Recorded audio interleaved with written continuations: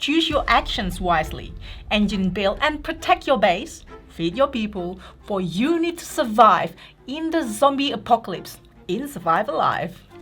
And today we'll be teaching you how to play Survive Alive, game designed by Rick McGowan and published by Schnarf Games. And hello everyone, it's Stella. And Tarrant here from Meeple University. Alright, let's get to the classroom. In Survive Alive, the zombie apocalypse is upon us, and now players must hunker down in their bases to survive. Players will gather resources and characters, using them to build facilities in their bases, build fortifications, or build weapons, both for protection, or may venture out into the town to scavenge for more. Over 6 rounds of play, whoever can do the best job of keeping their people safe and happy will win the game. To set up, give each player one of the base boards. These are all slightly different in that they have all of the same buildings on them, but the costs are slightly different depending on where you are. For example, some buildings cost less wood in the forests, some cost less brick in the mountain, and so on. The most experienced player should play the river, as this is the most difficult. Place the community board in the centre of the table. This shows all of the player bases in the middle, and although you can mark them off, this has no impact on gameplay. Cross out any section of this board which does not correspond to your player count. Beside this, shuffle and place the decks of 3, 2, and 1 food scavenging cards. Also shuffle and place the decks of event cards and character cards. Then shuffle and place face-up 3 objective cards, 1 A objective, 1 B objective, and 1 C objective. Each of these is a way of scoring points for this game. The A objective will be for whoever does the most of something, B will be for whoever achieves something first, and C will be points that all players can gain. Place all of the resource cubes into the cloth bag. There are 7 types, which in order from most to least common are wood, metal, brick, food, herbs, cloth, and black is wild. Keep a supply of wound tokens nearby. Lay out character cards equal to 2 times the number of players plus 1. This would be for a 3-player game. Choose a first player, and starting with that player and going clockwise, each player chooses one of these characters, going round the table twice until each player has chosen 2. Return the remainder to the bottom of the deck. Write your characters' names into the first 2 character slots of your baseboard. Take note of their special abilities, and if there's one that applies in setup, resolve it now. Now look through the bag and take all of the resources printed in the top right corner of each of your characters. These will be your starting resources. Take a player screen, you'll do some of the steps of this game secretly, and you're now ready to play. Survive Alive is played in 6 rounds, and each round is resolved in 5 phases, which are mostly resolved simultaneously. First is spend resources. Behind their player screens, players will spend resources from their pools to build various structures and weapons into their bases. Second is discard resources. Players must store anything they can, and if they're not going to eat the food immediately, discard any excess. Third is scavenge. Characters with food may go off into the community, risking facing Zeds in order to try to gain extra characters or rewards. Fourth is to draw event cards. Events are drawn and common to all players, and players must survive, using the fortifications they've built and the weapons of the characters who stayed behind to defend the incoming Zeds. This phase is also used to gain new resources for the next round. Finally, there is round end and cleanup, in which players need to manage the morale and food needs of the characters in their bases. All ways of scoring points are shown here on the left-hand side of your baseboard, and they largely involve having many characters and keeping them in high morale and healthy, keeping the base successfully defended from Zeds, successfully scavenging the community, and meeting the common objectives. Whoever scores the most points over 6 rounds will be the winner. So now let's have a look at each phase in detail. The first phase is to spend resources, and players will do this simultaneously and behind their screens. We'll put the screen aside for the demonstration. Here you can spend any amount of resources from your supply to build any structures in your base or forge any weapons for your characters. At the start of the game, only this one storage building is pre-constructed. Everything else will have to be built. To construct anything on your board, simply pay the resource cubes showing in that square, returning them to the supply, and fill in the square which corresponds to that structure. The exact same applies for forging a weapon. Just note that each character may hold at most 2 weapons. If you forge a third for a given character, the character can take it, but must drop one it already has without a refund. There are many different types of structure. I won't be going through all of them now. What I'll do is explain each of them as part of the explanation for the phase in which it's most relevant. As such, now I'll go through the structures which help you in the building phase. This building here is the workshop, and once you've constructed it, you'll get a 1 resource discount on all future builds for internal structures in your base. That means anything inside this square, not a barricade and not a weapon. However, you don't get to choose which resource is the discount. Take 1 of each cube, shuffle them up, and choose one at random. That will be your discounted resource for the rest of the game. This building is the forge, and once you've constructed that, any future weapon which you forge is going to come at a discount of 1 resource of your choice. The radio and the command center both help you with trades. As a default during this phase, if you've constructed no buildings, you can exchange with the supply any 4 resources for any 1 resource of your choice. Once you've built the radio, this exchange rate is reduced to 3 resources to 1. If you have the command center, then this ratio is reduced to 2 to 1. And if you have both, the ratio is still 2 to 1. Additionally, any 2 players who both have command centers built may make 1-to-1 exchanges of resources between each other during this phase.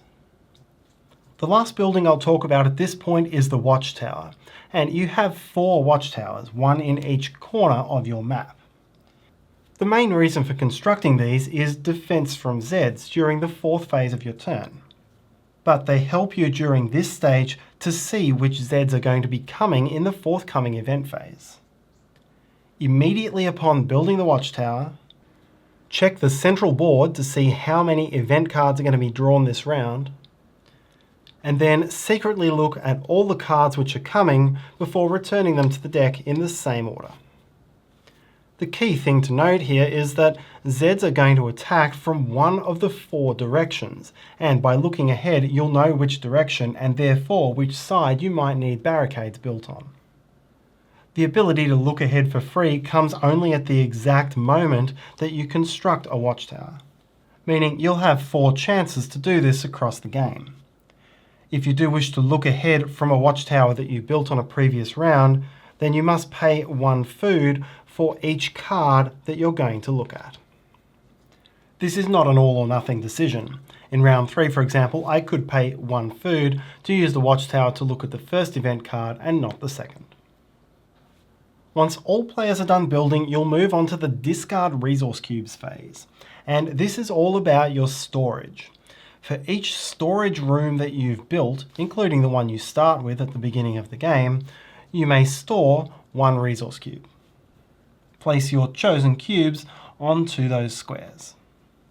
At this point, you may hang on to food as long as you intend to spend it in the 3rd step, scavenging. Otherwise, any leftover resource cubes, including any food you don't spend during scavenging, gets discarded. The 3rd phase is scavenging. In this phase, each player takes one turn in turn order to deploy characters and leftover food to head out and face the Zeds while scavenging the community. The player may make any number of scavenge attempts one after the other, and may wait until one is finished before deciding on starting the next. For each scavenge attempt, take one or two of the characters in your base. They will spend this round scavenging together and will not be back at the base to deal with the events in step 4.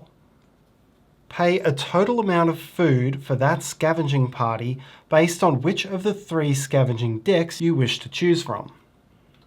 The difference here is how many Zeds you'll find. Pay 3 food and there'll only be between 1 and 3 Zeds on the card. 2 food will find you 4 to 7, and 1 food 7 to 8. Now flip the top card from the matching deck. The top line is the number of Zeds, the middle line is the reward for success, and the bottom line is used only in solo play. You can ignore that.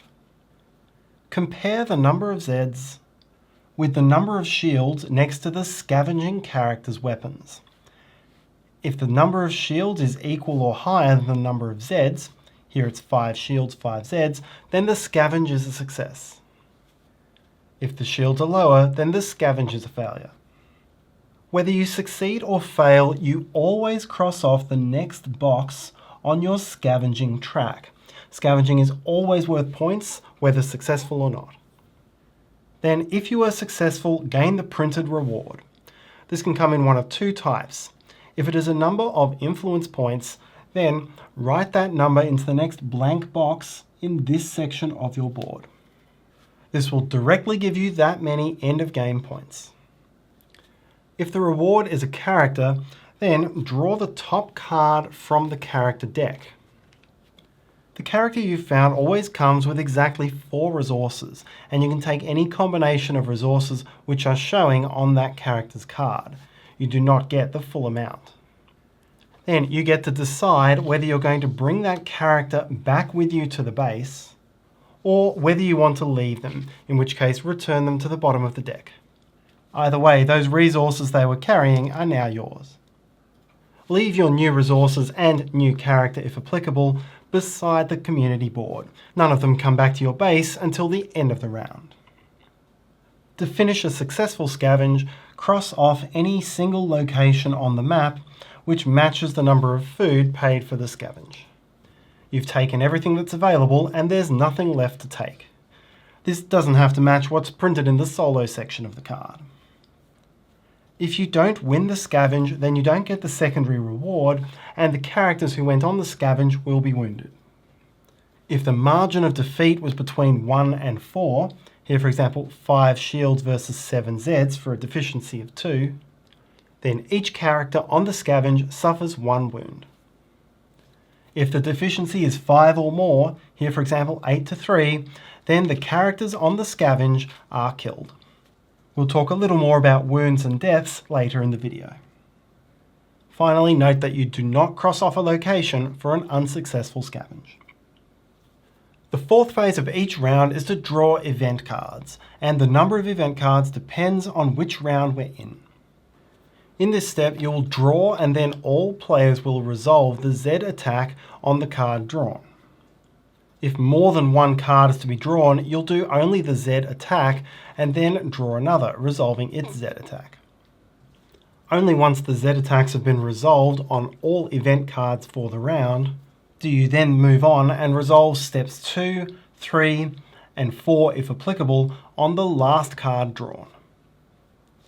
To resolve a Z attack, determine the direction from which they're attacking and the strength of the attack, which is equal to the number plus the round number. This card is a strength 5 attack in round 1 and strength 10 in round 6. You must now defend the attack using a combination of the barricades on the side of the attack, the watchtowers on the corner of the side of the attack, and any characters who remained at home at the base, not out scavenging. In each event phase, a character may be deployed to defend only a single side of your base. Therefore, in a round with multiple events, you'll have to choose which side is most valuable to defend. You may choose character deployments after each event card is revealed. For example, if the first card were on a side that didn't need a character to defend, then this character could remain undeployed until the next card shows you where to place it. Your success or failure is much like the scavenging step. You would count all of the shields on that side of the base and determine whether they meet or exceed the strength of the Z attack. A barricade has 1 shield. A watchtower has 2 shields on each of the 2 sides it protects. A character has as many shields as its weapons. So if it were round 1 and this were a 5 attack from the south, these 2 watchtowers and this barricade is enough to defend the base. For this strength 5 attack from the east, the number of shields is 1, 2, 3, 4, 5, 6 with JoJo's support, also a success. However, for this 5 attack from the west, the shields are only 1, 2, 3, 4, so this is a failure. If you fail by a margin between 1 and 4, then, much like with scavenging, every character in your base, including any who weren't engaged on this specific side, will gain 1 wound. If the margin of deficit were 5 or more, suppose this card came out in round 5, then all characters in your base are killed. If, on the other hand, your defensive effort is a failure and there are no characters in your base, maybe they're all killed or maybe they're all out scavenging, now your base is breached and the Zeds will come through and start destroying structures. For the breach itself, regardless of how many structures get destroyed, fill in 1 box on the breach track. This will be worth negative points at the end of the game. Then for every point of deficiency, destroy 1 structure in your base, moving in the direction of the attack. Suppose here it's round 1, this is a strength 5 attack and I have only 2 defense available. The deficiency is 3. I'll now start losing buildings, starting with barricades, then the 2 watchtowers, and then from left to right along the middle. In this case, my losses would be 1, 2, and a choice among these 4 for my third. Lost buildings may never be used or built again.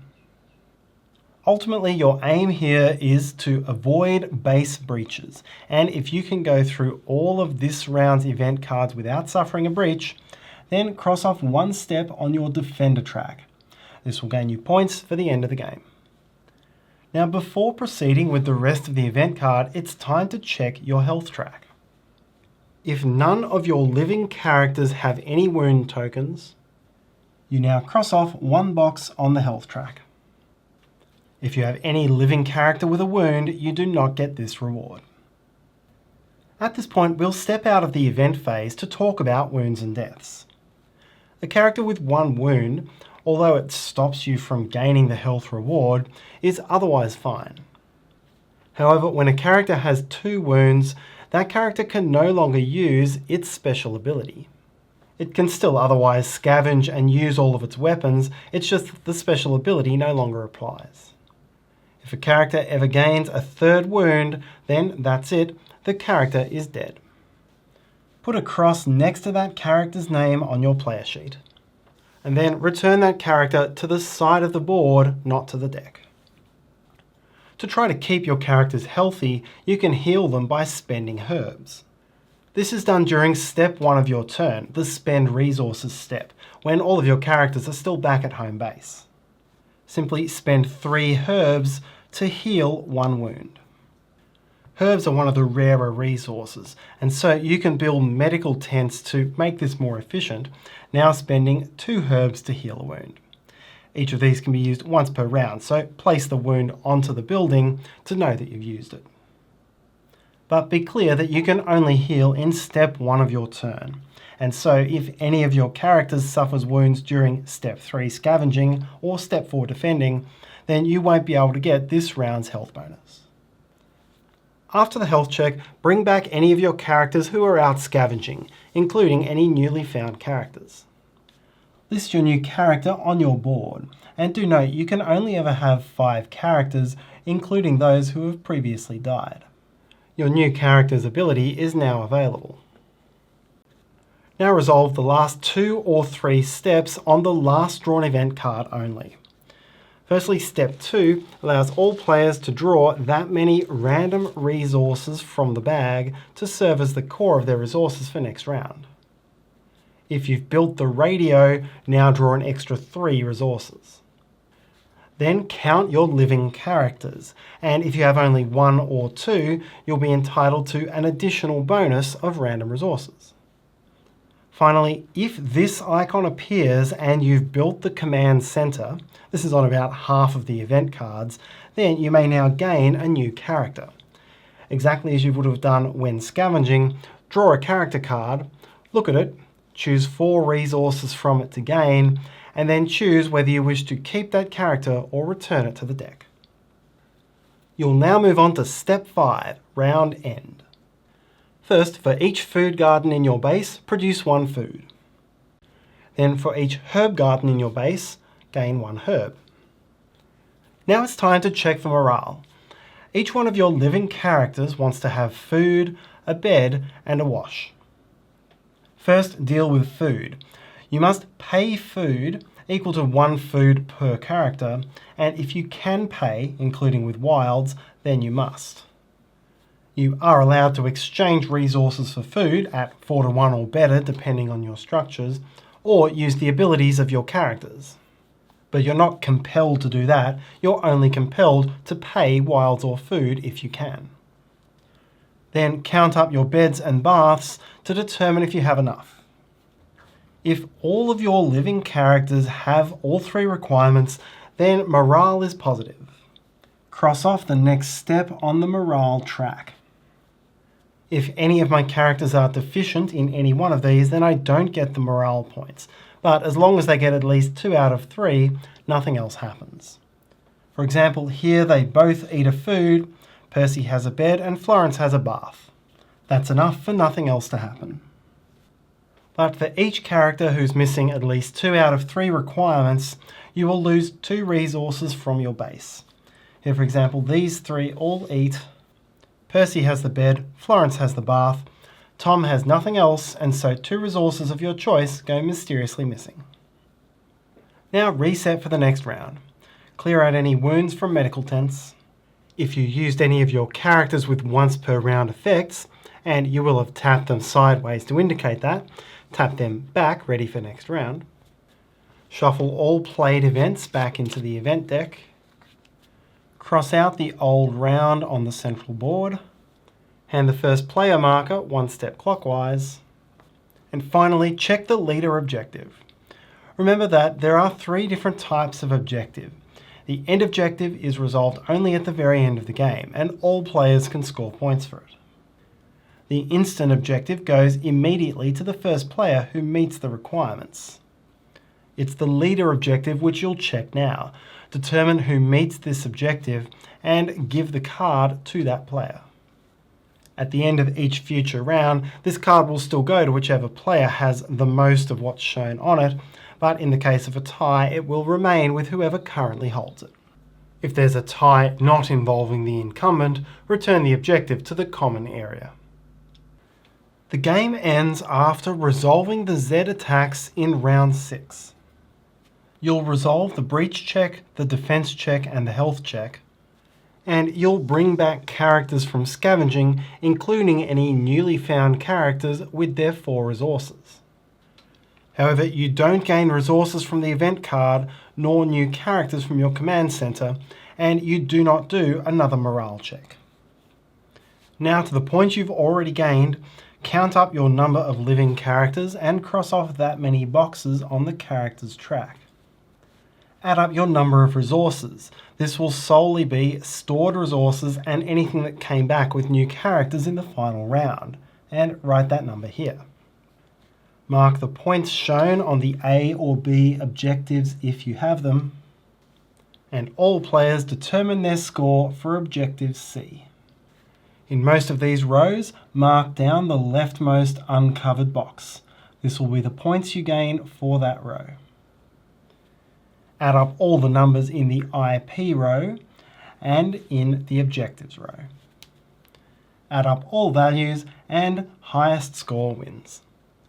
If tied, whoever got the most IP from Scavenging breaks the tie. If still tied, most active characters. If still tied, best defense. And if still tied, victory is shared. And that's how to play Survive Alive. We are using a prototype copy of the game, so the rules and components may not be final, and do check out the project page for the game. We'll put a link to that in the description below. Thanks so much for watching. Your like and comments are much appreciated. Subscribe to see what's coming and let us know what games you've been playing. See you next time.